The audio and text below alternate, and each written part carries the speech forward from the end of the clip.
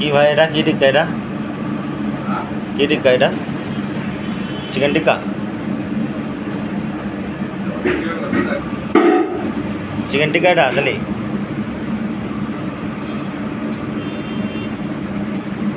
তো এটা হচ্ছে আমাদের আলী শেফ